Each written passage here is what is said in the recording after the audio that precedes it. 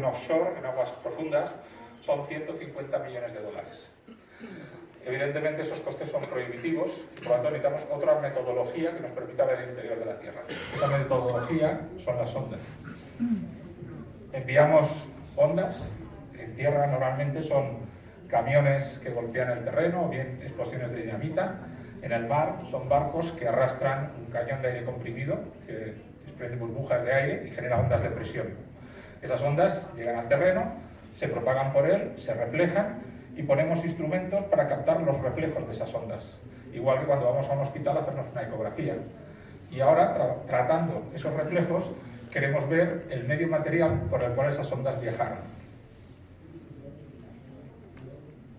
Esto era el estado del arte hace 10 años. Es un algoritmo, se llama Reverse Time Migration, que lo que nos permite es obtener una imagen, de la mismo modo que en una ecografía obtenemos una imagen del interior de nuestro cuerpo. ¿Cuál es el problema? ¿Por qué es tan costoso generar estas imágenes? Básicamente porque en el interior de la Tierra hay cuerpos que actúan como espejos, como reflectores.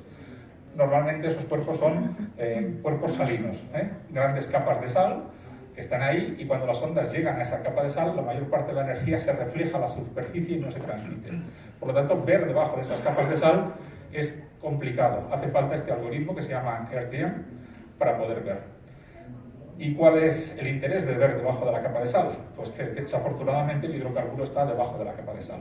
Por lo tanto, si no vemos debajo, no vemos dónde está el hidrocarburo. En esta imagen pueden ver, esta es una imagen real del Golfo de México, un domo salino. En la imagen de la izquierda no se aprecia el pie del domo salino que lo conecta a la base de la capa de sal. En la parte de la derecha ven perfectamente el pie que sostiene el domo. Las trampas geológicas que capturan los hidrocarburos están justamente asociadas a estos flancos verticales de las capas de sal. Por lo tanto, se entiende la importancia que tiene este tipo de algoritmo en la industria petrolera. Esto hace 10 años era el estado del arte. Nosotros desarrollamos un RTM para Repsol en su momento. Ahora, cualquier compañía petrolera tiene esta tecnología.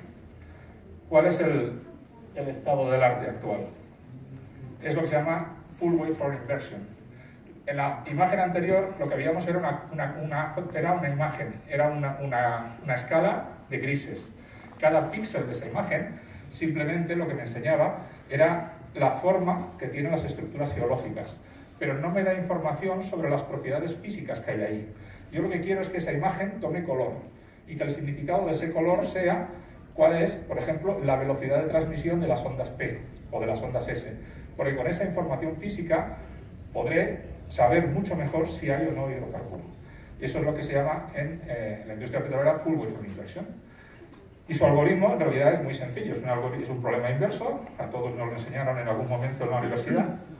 Tenemos un bucle fuera que dice para todas las frecuencias que quiero tratar de ondas, y otro que dice mientras no converja, mientras el error entre el modelo que yo tengo y el dato real sea mayor que una cierta cantidad, continuo, y debo calcular el gradiente de mi función de coste. Eso se hace ejecutando un RTM y después en la dirección del gradiente buscando el mínimo en esa dirección, que es una búsqueda lineal y requiere forward modeling. Por lo tanto, fíjense que un full waveform inversion es ejecutar decenas o centenares de RTMs, no uno, sino muchísimos. Por lo tanto, se pueden imaginar que el coste computacional es muy elevado. Este es un problema especialmente duro. ¿Por qué? Porque es un problema matemáticamente mal definido. Es lo que se llama un problema mal puesto. El número de soluciones que tiene es mucho, no es única. Hay infinitas soluciones. Pero de todas ellas, solo hay una que es correcta, que es físicamente correcta. Aquí les muestro una onda de un receptor. Hemos resuelto el problema y ven que hay dos ondas superpuestas. Una es la que hemos medido y la otra es la que hemos aproximado mediante nuestro algoritmo de inversión. Así, a simple vista, no hay una solución mejor que la otra. Ambas son buenas soluciones. Fíjense que aquí estamos mirando el error en el dato. Pero ¿qué pasa si yo mido el error en el modelo? En este caso, como es un modelo artificial y conozco la solución, lo puedo hacer, claro. En el de la izquierda, el modelo que hemos conseguido invertir no se parece en nada al modelo físico real, mientras que en el de la derecha sí. Es un ejemplo de que este algoritmo de inversión nos ha llevado a una solución matemática que físicamente no es correcta. El mayor problema de la full wavefront inversion son las técnicas matemáticas que yo he de poner para solamente encontrar la solución físicamente correcta y además hacerlo en un tiempo razonable, que todos esos bucles que les enseñé antes no hagan decenas de miles de iteraciones, porque si no es industrialmente inútil. Y para eso es para lo que hace falta supercomputación. Hace 20 años, en la industria petrolera, nadie simulaba ondas. En vez de simular ondas, se hacía traslado de rayos. ¿Por qué? Porque no había potencia de cálculo. Hemos pasado en 30 años de solamente poder hacer modelados acústicos a frecuencias bajísimas a el estado del arte hoy en día, que es hacer full wavefront inversion de ondas elásticas y viscoelásticas y electromagnéticas, y eso es gracias a que hemos ganado 10 órdenes de magnitud en potencia de cálculo, que es justamente la evolución del HPC en estos años. Arriba pueden ver la relación de complejidad que hay, por ejemplo, de usar simplemente el modelo de ondas acústicas, pasar a elásticas ya son 2 órdenes de magnitud de complejidad. Pasar de un simple forward modeling a una full wavefront inversion es un factor de otros 2 órdenes de magnitud.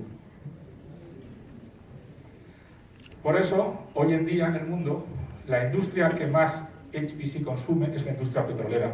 Ahí ven las cifras en petaflops de las máquinas que tienen instaladas diversas compañías del sector. Como ven, por ejemplo, Total tiene casi 7 petaflops. Les recuerdo que en nuestro centro, que se supone que es un centro, un tier 0, ahora que acabamos de cambiar la máquina tenemos 11 petaflops. La máquina anterior era de 1. O sea, vean que estas compañías tienen computadores al nivel de los tier 0 mundiales de los centros de supercomputación. Este es una full wavefront inversion, es un modelo artificial que se llama Overthrust, es la SEC, que es una organización internacional de geofísica, lo propone para que la gente evalúe sus algoritmos. Arriba pueden ver el modelo target al que hay que llegar y abajo es el que hemos conseguido invertir nosotros. Estos son cortes horizontales de ese mismo modelo. Es importante señalar que nosotros partimos de un modelo que simplemente es un gradiente en profundidad. Estos cortes, como son horizontales, el punto inicial, el punto que pone starting, es constante porque es un gradiente en profundidad, luego una profundidad dada es un valor constante. Y como ven, somos capaces de captar pues, todas las formas geológicas que hay en ese modelo. Y para verlo más claramente, estos son cortes verticales. Lo que estamos viendo aquí es la velocidad de propagación de onda P. La línea roja, la que tiene ángulos rectos, es el modelo al que hay que llegar. La línea azul es el modelo que hemos sido capaces de invertir nosotros. La línea recta es el punto de partida, es el gradiente en profundidad que usamos como punto inicial para empezar la inversión. Esto es una inversión elástica. Esto es un modelo propuesto por la compañía Chevron y es un blind test.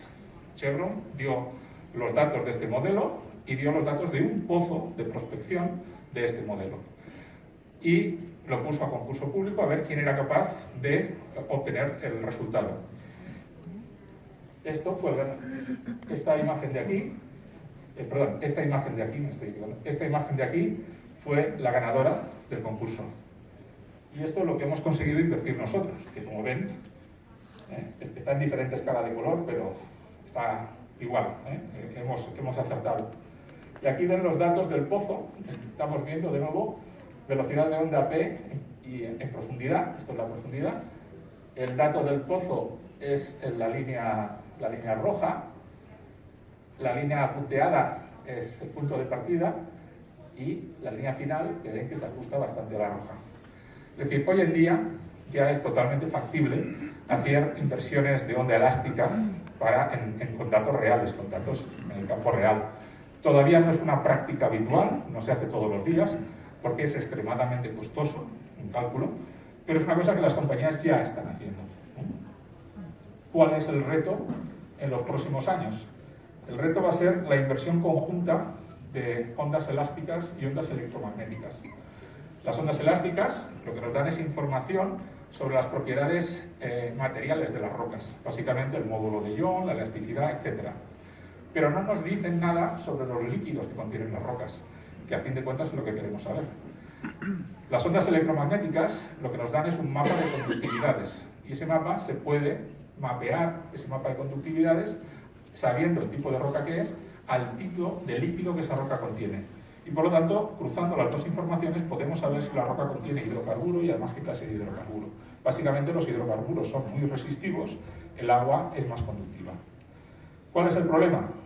Básicamente el método electromagnético tiene una resolución muy inferior al método sísmico convencional. El método sísmico tiene resoluciones del orden de 10-20 metros, el método electromagnético tiene resoluciones de centenares de metros. Por lo tanto, son dos métodos con dos resoluciones muy diferentes y no es evidente el hacer una inversión que sea coherente de ambas informaciones a la vez. Ese es el reto para los próximos 5 o 6 años en la industria petrolera.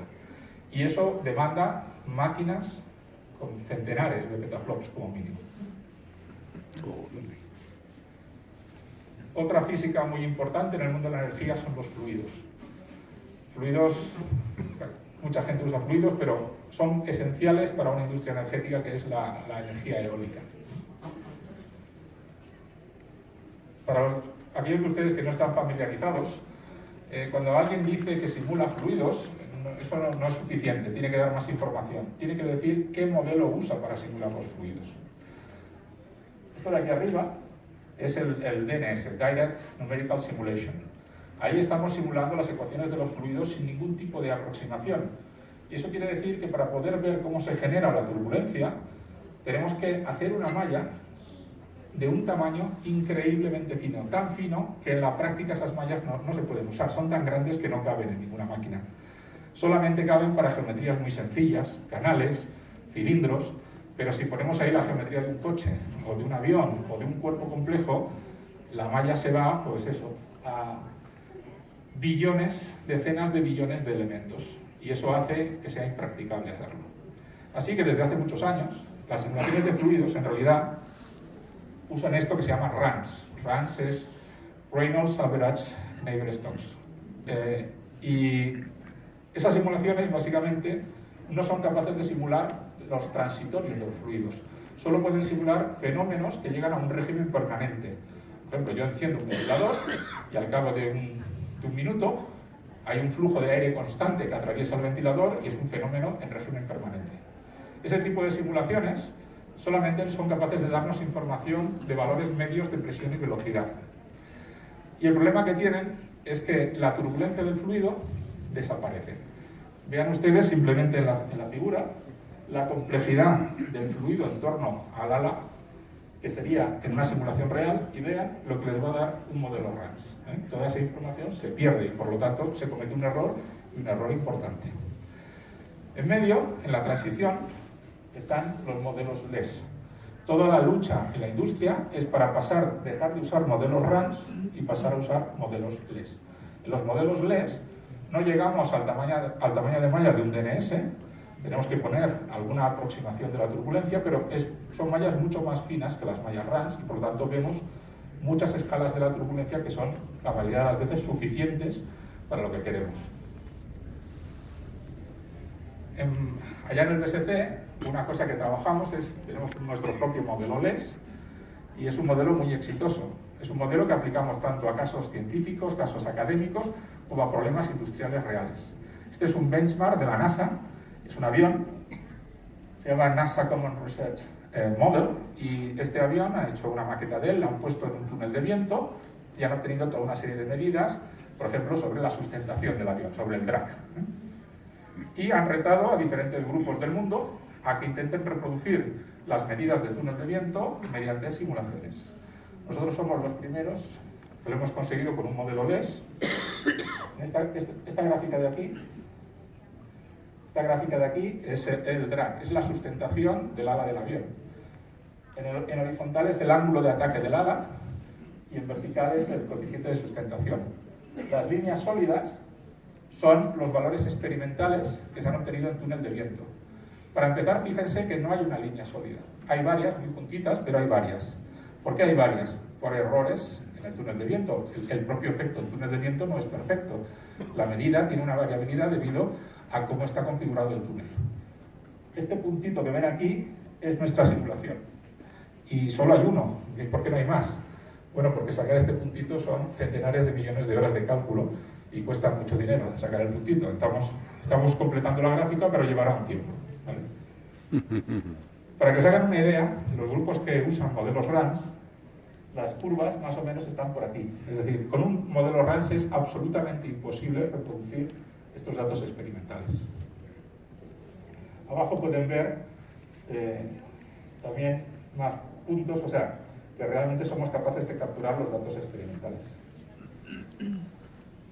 Este es un caso industrial real de aplicar esta tecnología. Es una compañía española, se llama Vortex, que está diseñando un nuevo tipo de generador eólico, que simplemente es un palo vertical. El viento golpea ese palo, es un cilindro, y debido a que genera turbulencia, el cilindro oscila.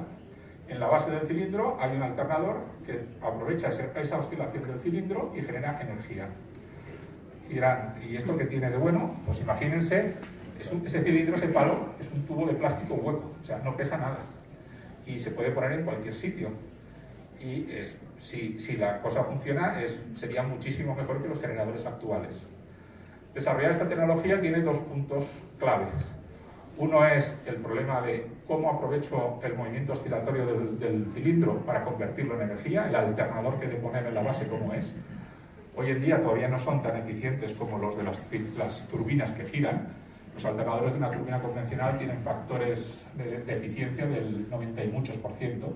El alternador que tiene esta gente tiene una eficiencia del 75%, o sea que aún está lejos de los alternadores convencionales.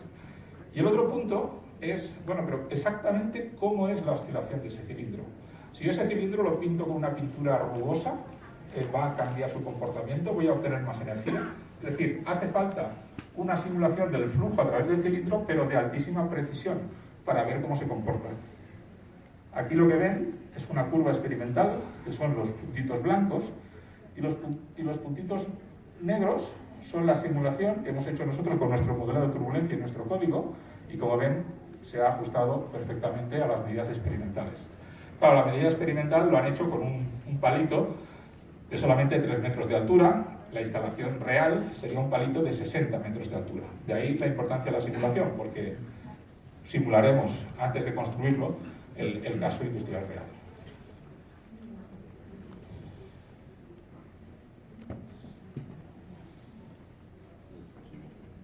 Parece que perdimos la conexión.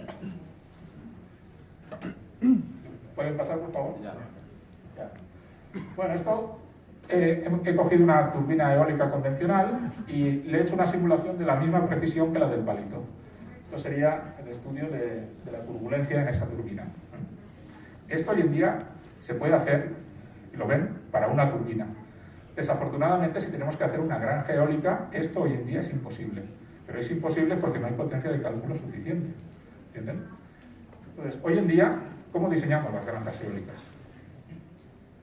Pues así, la turbina, ¿ven ese disco que hay ahí? Ese disco es la turbina. Cuando diseñamos una granja eólica y tenemos que poner turbinas, no ponemos turbinas. Ponemos una cosa que se llama disco actuador, que es una superficie equivalente al radio de viento, de fluido que captura la turbina, y que cuando el fluido atraviesa ese disco actúa como un sumidero de momento. En la ecuación del momento le resta cierta cantidad de momento que depende del tipo de turbina que tenemos. Bueno, está bien, o sea, no se crean que con esto se obtienen, básicamente hoy en día estamos en precisiones de un 4% de error respecto a los mástiles de medida, que está muy bien. Pero por supuesto que si mejoráramos el modelo del disco actuador, si pudiéramos poner las turbinas, eso bajaría, y podría bajar pues, a lo mejor al 1%. Piensen lo que es que un parque eólico genere un 3% más de energía todo el año. Son muchos millones de pesos. Por supuesto, el problema que tiene el disco actuador, además, es que en la granja eólica queremos tratar una superficie, kilómetros de terreno. Y claro, no queremos tener la misma malla para toda la granja que para las turbinas. Alrededor del disco actuador tenemos que desarrollar una malla especialmente fina, que luego está enganchada de la forma apropiada con la malla de fondo, para poder capturar todos los remolinos que se van a generar aguas abajo de la turbina. Aquí ven un campo, este caso está en Inglaterra, es un campo offshore, en el mar. Y es el resultado de la simulación, supongo que es... Sí, la magnitud que están viendo es velocidad. Y este es un campo en España, es onshore, y entonces pues, está incluida todo el efecto de la topografía, la vegetación, etc. Aquí pueden ver perfectamente todo el mapa de turbinas, porque son los distintos actuadores. Hoy en día esto lo simulamos en Mare Nostrum usando unos cuantos miles de procesadores. Si tuviéramos más potencia eólica, podríamos refinar más este modelo, hacer granjas más grandes, en fin. El HPC es obligatorio para hacer esto.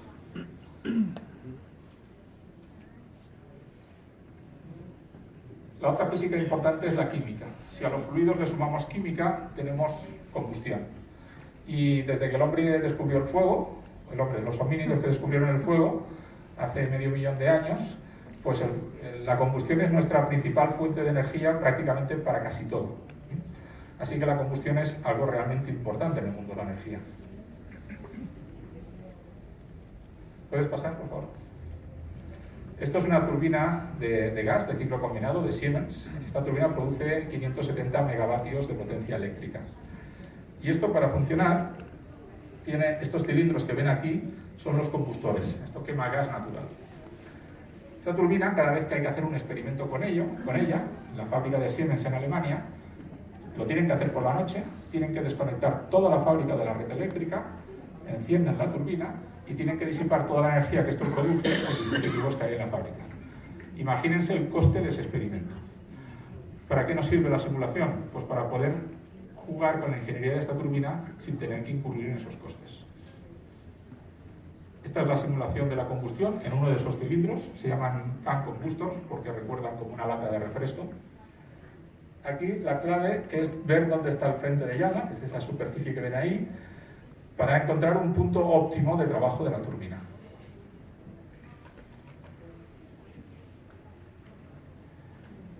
Los ingenieros de Siemens tienen un espacio paramétrico de cosas que les gusta variar y tienen, este es el punto de referencia. Y ellos deciden de este espacio paramétrico qué puntos quieren simular. Cada puntito de estos es una simulación diferente de la turbina. Imagínense si todos esos puntitos hubiera que hacerlos con experimentos. El costo de la turbina sería impagable. Aquí pueden ver toda la instalación experimental que tienen para tomar medidas. Porque recuerden que las simulaciones sin datos experimentales no son más que dibujos animados. El vídeo es muy bonito, pero lo importante no es el vídeo.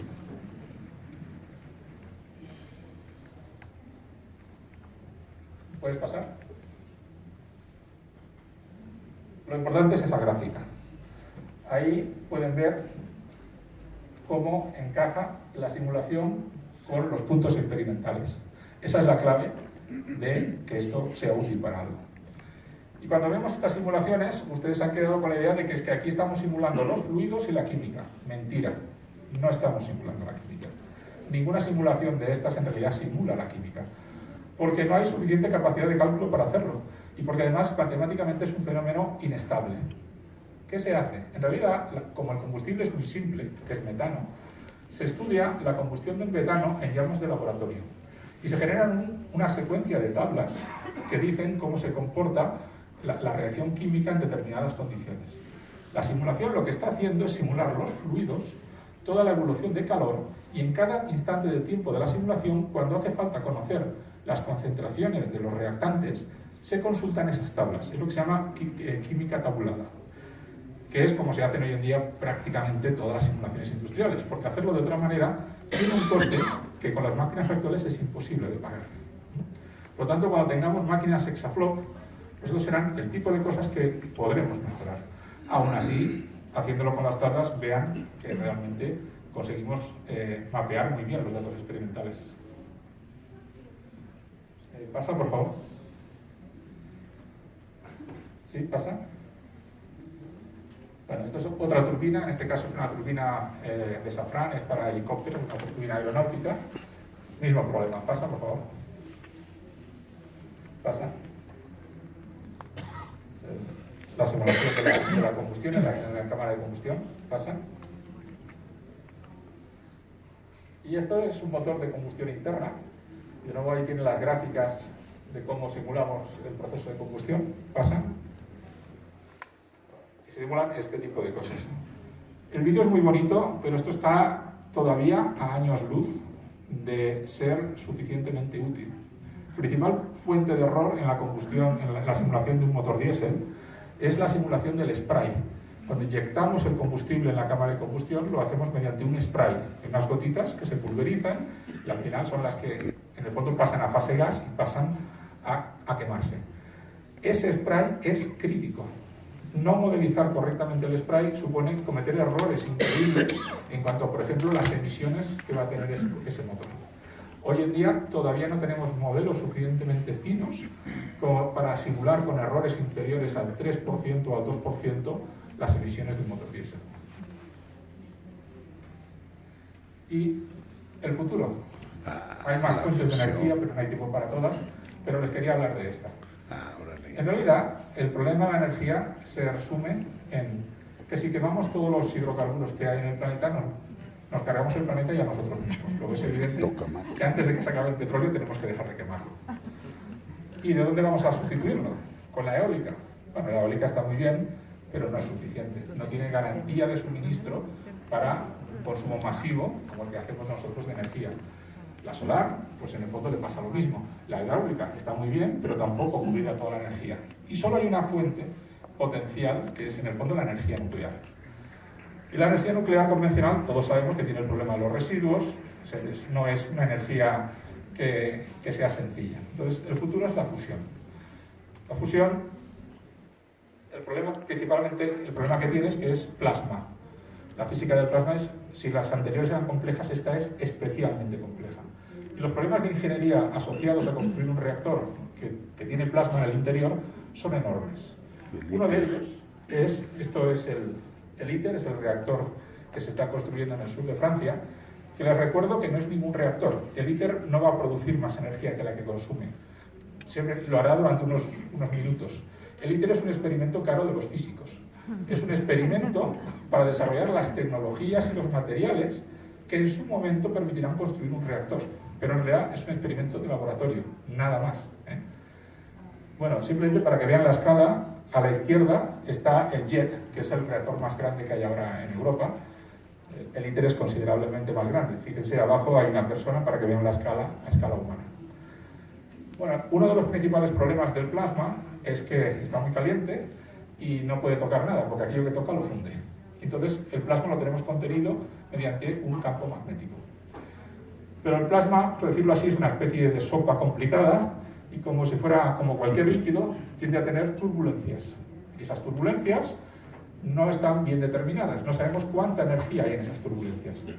Y por lo tanto no tenemos bien planificado la energía del campo magnético para contener esas turbulencias. Y de golpe el plasma suelta como eyecciones de plasma que, como tienen muchísima energía, vencen el confinamiento magnético y tocan la pared del reactor. Pasa, por favor. Esto es una imagen, es real, es del JET. Nosotros trabajamos con Eurofusión en Europa. Tenemos un grupo dedicado a plasma. La líder del grupo es la que lidera la campaña experimental de este año, de JET. Y ahí lo que ven es lo que pasa cuando el plasma toca la pared. La pared es básicamente acero inoxidable y, como ven, pues se funde y se degrada el material. Y si eso pasa unas cuantas veces, pues el reactor deja de funcionar, claro. ¿Y cómo se hace para estabilizar el plasma? Pues mediante técnicas que a mí me recuerdan siempre los aviones aquellos del origen del principio de la aviación, que parecían unos cacharros. Decías, ¿a quién se le ha ocurrido montar esto? Pues una de las técnicas que se usa... ¿le puedes dar? Ahí está. Sí, vuelve para atrás, por favor.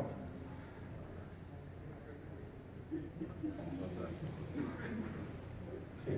Ven por arriba que está entrando una especie de proyectil. Eso es un cubito de hielo de deuterio. Es deuterio congelado, lanzado a 300 metros por segundo, y eso lo que tiene es la capacidad de absorber un montón de energía. Eso se dispara en el sitio adecuado del reactor para absorber energía del plasma y evitar que el plasma genere esas turbulencias que tocan la pared.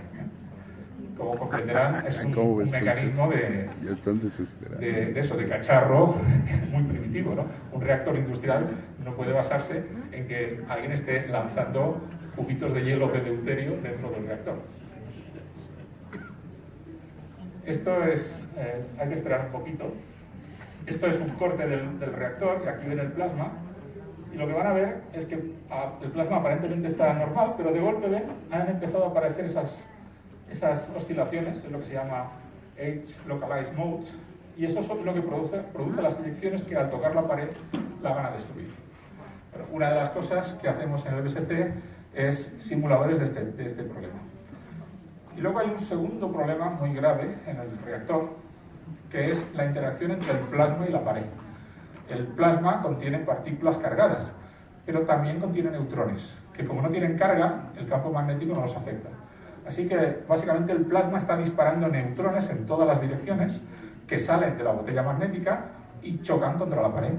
¿Y qué le pasa a la pared?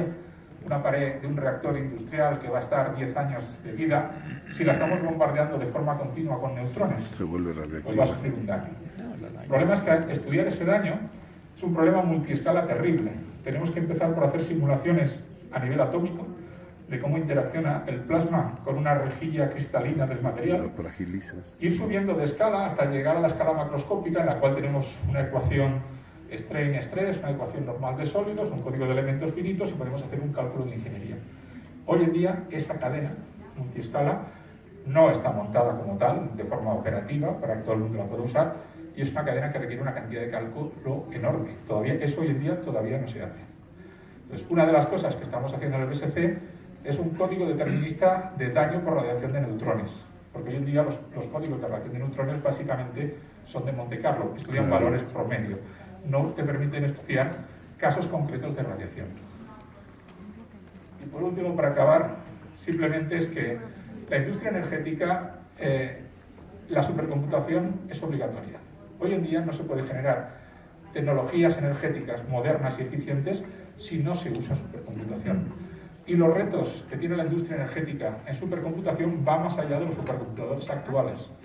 Hacen falta supercomputadores de escala exaflop para resolver muchos de esos retos. Y muchas gracias por su atención.